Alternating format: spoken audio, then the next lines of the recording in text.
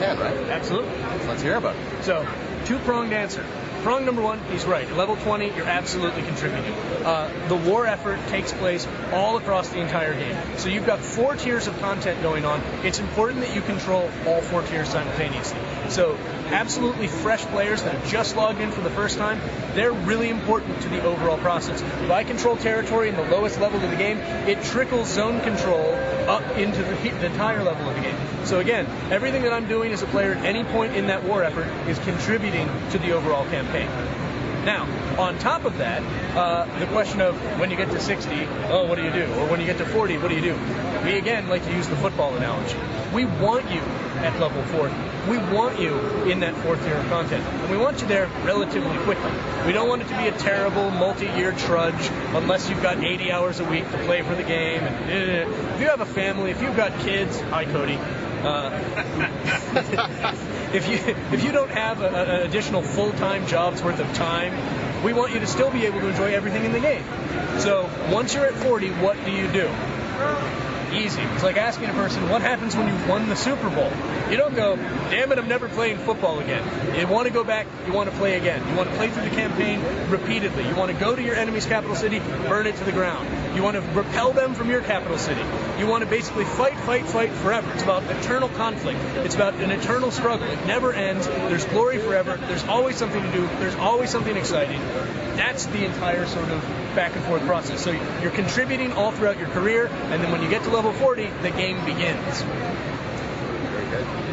Players are a lot like water. Take the course of least resistance. And they're moist. That too. Dr. Horribles. So, let's say, for instance, Order is winning the war. Yep. And people keep pounding into Order. They want to win. They don't want to play on destruction anymore. How have you worked in so that doesn't happen? So there are a number of ways. Traditionally in these games, the thing that dictates sort of the overall dominance of one area versus another is population. It's just a fact. And any developer that's building an RVR or a PvP game that doesn't recognize from the very beginning that population is going to be a challenge is going to fail. So from the very beginning, we were aware that we needed to do something to guarantee that our population stayed relatively balanced. The first thing that we do is that we do our server cap population caps in a slightly different way. We don't do an overall population cap, we do a realm-specific population cap. So, and the population cap is not 1,000, it's just an easy number to use. If the cap is 1,000 players per server, we go 500 order, 500 destruction. So what that means is that if there are 500 players from Destruction on, and they're just rolling through territory, because there are only 100 people from Order, it's easy for the players on Order to actually log into the server, buttress their side, and repel the invasion. But let's say for a minute that it's not population, it's actually player skill, or we screwed up the math somehow, and it's easier to level when you're in Destruction than Order, or Order than Destruction. What we do is we actually look at who has been dominating for certain periods of time, and if you've been on the losing side of the battle for a set amount of time, we start to give you passive buffs for specific things. We never, ever, ever improve your ability to fight other players, ever. But we do give you experience generation buffs, so that if you are on the underpopulated or the underpowered server, or realm, that you're able to move through the game and get up to level 40 a little faster. We try to make it easier for you to play through the game.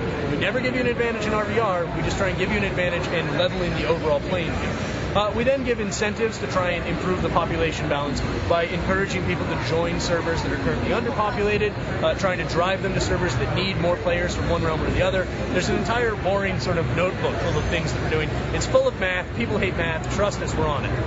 Okay, let's cut the boring back to the exciting. All right. Things that players can do, like crafting and the PvE. Can you give some examples on how that affects the realm specifically? So, in terms of crafting and things like that, one of Mark Jacobs' sort of core tenets for what we were doing was that everything that you do in the game, I'm just going to repeat myself here, is part of the war. You don't get to craft tiny hats that you wear. You don't get to craft wonderful, pantaloons that you can wear. Everything that you're making is useful in combat. So it's things like healing potions, potions that buff your stats, things that are useful on the battlefield. If I was Batman, and I might be, I'd be wearing my utility belt, which would be full of potions and lotions and things that you can use in the thick of a fight. Our crafting system lets you become Batman. So in that way, that's how it contributes. In a passive way, everything you're doing as a crafter is contributing sort of in an invisible way to the overall war effort. Everything you do helps you improve the overall prestige of your capital city. And that really is what the game's all about. It's trying to build up your side and destroy the enemy. So as you're improving the overall status of your capital city, new things are opening up. Things like special festivals and events where weird things will happen.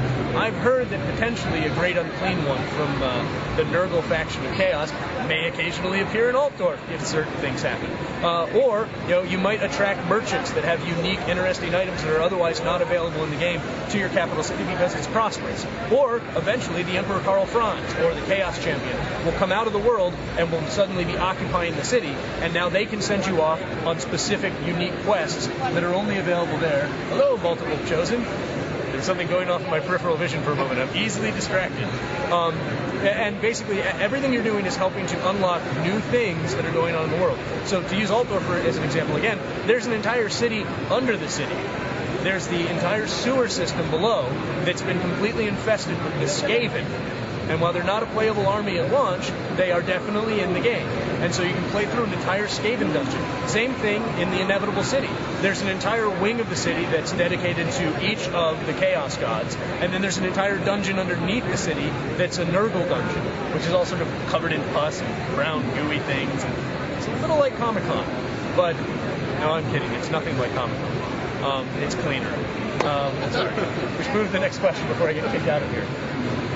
I'd like to thank Josh for taking some time with 1010 Hammer. Our pleasure. Josh will be playing here all week in San Diego.